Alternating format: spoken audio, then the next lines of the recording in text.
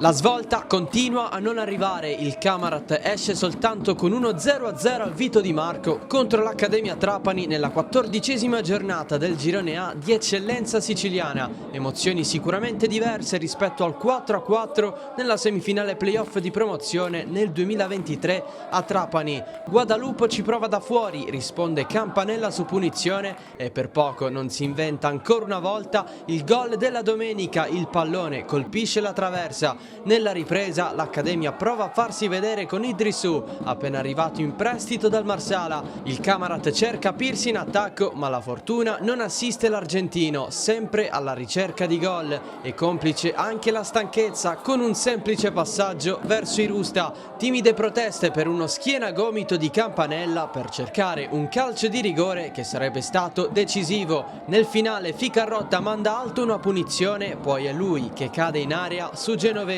L'Accademia Trapani resiste e strappa un punto importante in vista del Tour de Force di fine 2025. Mercoledì c'è il recupero con il Castellammare in trasferta. Il Camarat invece andrà tra 7 giorni in casa della capolista Licata.